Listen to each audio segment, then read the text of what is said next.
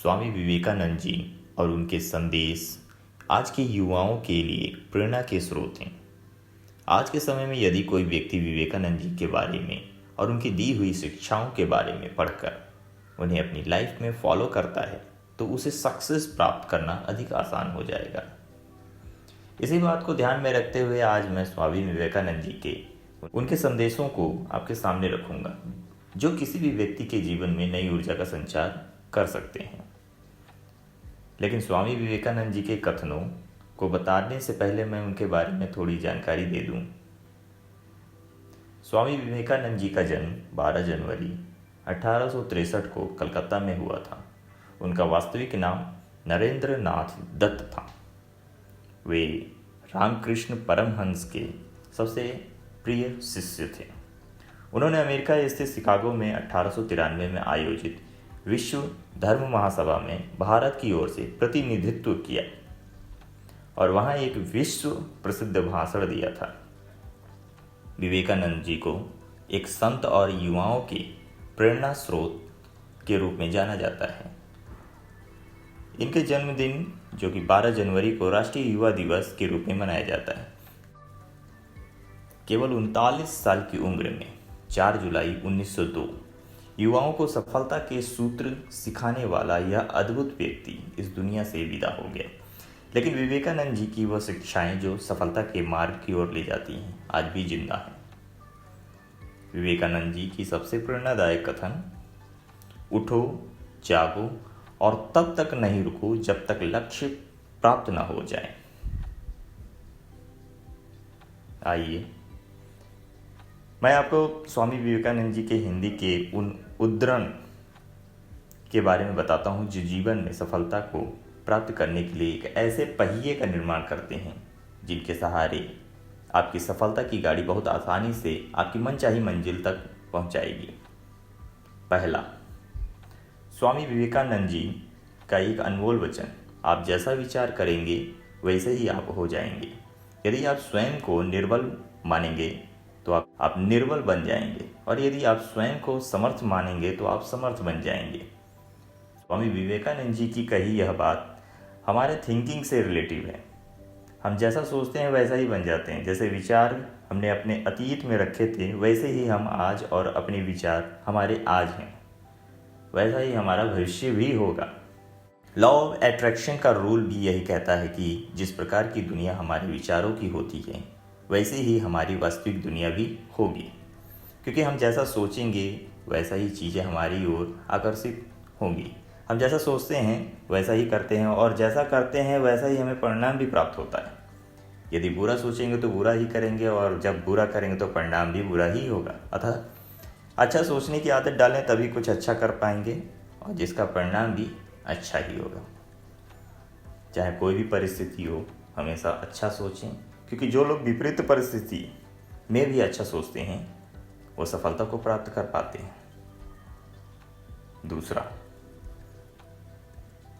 ब्रह्मांड की सारी शक्तियां हमारे ही भीतर हैं। वह हम ही हैं जो अपनी आंखों पर हाथ रख लेते हैं और फिर रोते हैं कि कितना अंधकार है। यही हमारे मस्तिष्क की शक्तियां सूर्य की किरणों के समान हैं। जब यह केंद्रित होती हैं तो चमक उठती हैं। स्वामी विवेकानंद जी कहते हैं कि संसार की सारी बुरी और अच्छी शक्तियां हमारे अंदर ही मौजूद हैं। ज़रूरत तो केवल उन अच्छी शक्तियों को पहचानने की है जिनके द्वारा हम कोई भी बड़ी सफलता प्राप्त कर सकते हैं। कुछ लोग ऐसे होते हैं जो अपने अंदर की शक्तियों की पहचान ही नहीं कर पाते और हमेशा अपने भाग्य को दोष देते हैं। यह वही लोग हैं जो अपनी आंखों को अपने ही हाथों से बंद कर लेते हैं और कहते हैं यह संसार अंधकार से भरा हुआ है। ऐसे लोग कभी भी सक्सेस प्राप्त नहीं कर पाते। लेकिन यदि हम अपनी अच्छी शक्तियों को अपने लक्ष्य पर केंद्रित कर देते हैं तो सफलता की तेज रोशनी से हमारा पूरा जीवन चमक उठता है। अतः जो लोग अपने अंदर की सभी अच्छी शक्तियों को पहचान लेते हैं और इन सारी शक्तियों को सफलतापूर्वक प्राप्त करने में लगा देते हैं, सफलता उनके कदम चूमती है।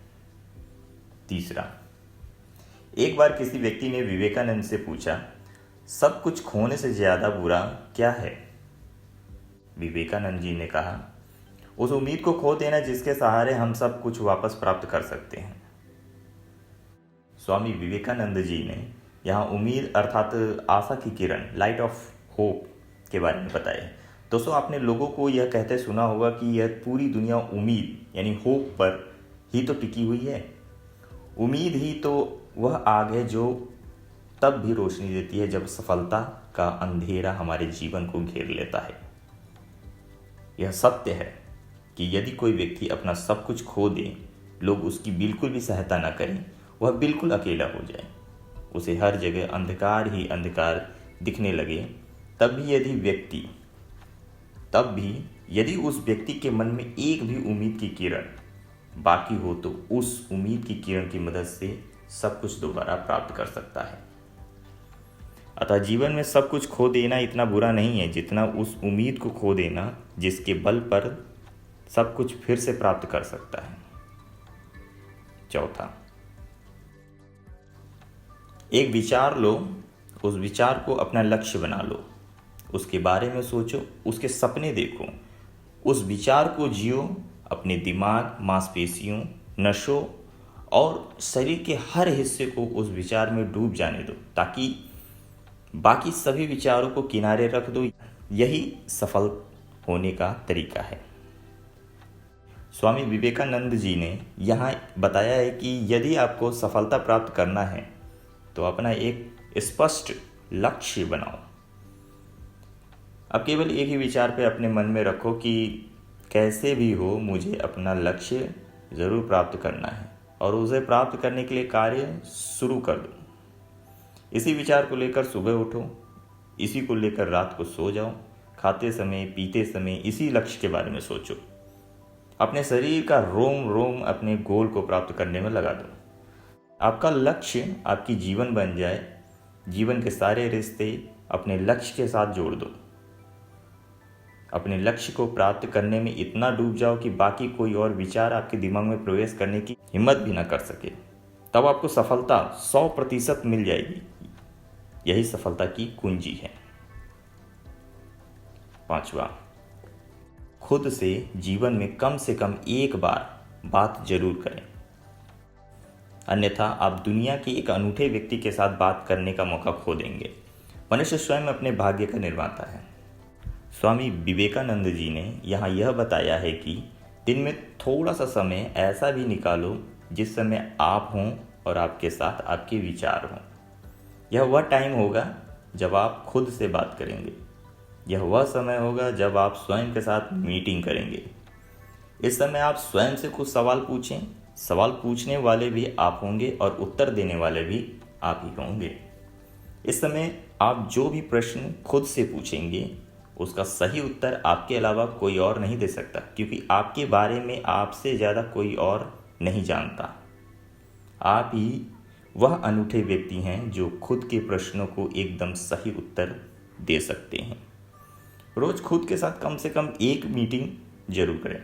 आपके द्वारा दी गई यह मीटिंग आपके भविष्य को निर्धारित करेगी। इस मीटिंग में आप जो तय करेंगे वही फ्यूचर में आपका लक बनेगा।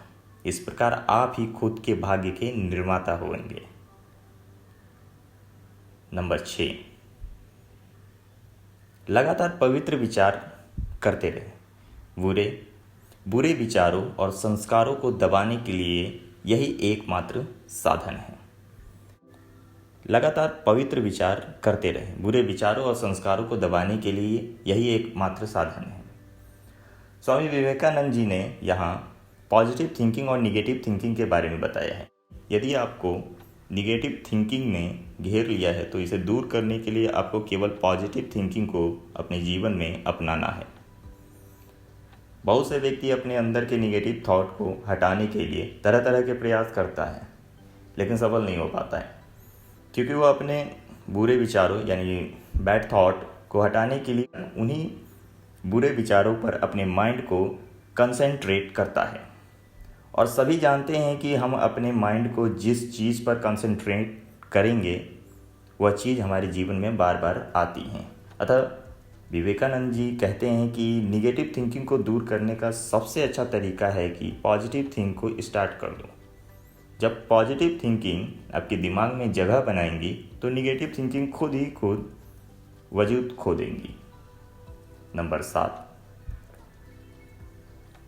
संभव की सीमा जानने का केवल एक ही तरीका है, वह यह है कि असंभव से भी आगे निकल जाओ।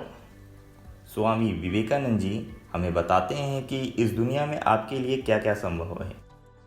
इसे जानने का सबसे सरल तरीका है कि असंभव से आगे निकल जाओ और वहाँ पहुँच जाओ जहाँ कुछ भी असंभव नहीं है। असंभव से आगे निकलते ही आपके लिए सब कुछ संभव हो जाएगा। आपके अंदर वह सभी शक्तियाँ मौजूद हैं जिसके बल पर आप कह सकते हैं कि आपके लिए इस दुनिया में सब कुछ संभव है। अर्थात इस दुनिया में आपके लिए कुछ भी असंभव नहीं है।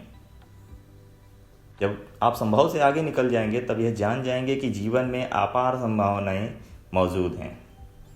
अतः जीवन को यानी खुद को इतना योग्य बना लो कि आपके लिए कुछ भी कठिन ना लगे और आपके लिए सब कुछ सरल हो जाए। नंबर 8, जो अग्नि हमें गर्मी प्रदान करती है वह हमें उसी गर्मी से नष्ट भी कर सकती है। यह अग्नि का दोष नहीं है। यहाँ स्वामी विवेकानंद जी हमें किसी भी चीज़ का उपयोग कैसे करें इस बारे में बताते हैं। उन्होंने अग्नि का उदाहरण देते हुए बताया कि अग्नि हमारे लिए बहुत ही यूज़फुल है। जब तक हम इस अग्नि को उस कार्यों में लगाते हैं जिसका रिजल्ट अच्छा होता है तब तक अग्नि हमारे लिए वरदान है। लेकिन जब हम अग्नि का उपयोग गलत तरीके से करने लगते हैं तो वह किसी भी चीज़ को नष्ट कर सकती है और ख़राब परिणाम हमें मिलेंगे जरूर। अर्थात अग्नि का काम गर्मी देना है। यह हम पर डिपेंड करता है कि हम उसका उपयोग खाना बनाने में करते हैं या अपना घर जलाने में करते हैं। अगर आपका घर जलता है तो यह अग्नि का दोष नहीं है, क्योंकि यह आपके ऊपर है कि आप अग्नि का उपयोग कैसे करते हैं। नंबर 9, श्री राम कृष्ण जी मुझसे कहा करते थे, जब तक मैं जीवित हूँ तब तक मैं सीख सकता हूँ। वह व्यक्ति या वह समाज जिसके पास सीखने को कुछ भी नहीं है वो पहले से ही मौत के मुंह में है। यहाँ स्वामी विवेकानंद जी अपने गुरु के कहे हुए शब्दों के बारे में बताते हुए कहते हैं कि जब तक कोई व्यक्ति जीवित रहता है तब तक उसके अंदर कुछ भी सीखने की संभावनाएं रहती हैं। किसी भी व्यक्ति का पर्सनालिटी डेवलपमेंट हमेशा चलता रहता है। जब तक व्यक्ति के अंदर कुछ नया सीखने की इच्छा रहती है उसका डेवलपमेंट होता रहता है, और जब उसके अंदर से कुछ नया सीखने की इच्छा समाप्त हो जाती है तब उस व्यक्ति को एक चलती फिरती लाश के समान माना जा सकता है। यही बात किसी भी समाज पर भी लागू होती है। कोई भी समाज कुछ नया सीखता हुआ समय के अनुसार खुद को ढालता चला जाता है तब उस समाज का अस्तित्व हमेशा बना रहता है। जो कुछ नया नहीं सीखता वह समाज अनेक परेशानियों के चलते पतन की ओर चलता चला जाता है। अतः हमेशा कुछ नया सीखते रहना चाहिए। नंबर 10, किसी भी सत्य को हजारों तरीक़ों से बताया जा सकता है, फिर भी वह तरीका सत्य ही बताएगा। यहाँ स्वामी विवेकानंद जी ने हमें बताने की कोशिश की है कि किसी भी मंजिल तक पहुँचने के लिए हजारों रास्ते हो सकते हैं। हम उस मंजिल तक पहुँचने के लिए कोई भी रास्ता अपना सकते हैं, क्योंकि हमारे जीवन द्वारा अपनाया गया कोई भी रास्ता हमें मंजिल तक पहुँचा देगा। इस दुनिया में अरबों लोग हैं, सभी सफलता प्राप्त करना चाहते हैं, तो यह पॉसिबल है कि सफलता तक पहुंचने के भी अरबों रास्ते मौजूद होंगे। यदि व्यक्ति अपना अलग अलग रास्ता भी अपनाए तो एक दिन सभी को पहुंचना केवल एक ही मंजिल पर है। इसी प्रकार किसी भी सत्य को कितने भी तरीके से बता दिया जाए, लेकिन बताया गया हर तरीका सत्य के बारे में ही बताएगा। अतः एक टारगेट बना लो और कोई भी एक रास्ता चुन लो और दौड़ लगा दो, और तब तक मत रुको जब तक आपको अपना टारगेट न मिल जाए। जय हिंद।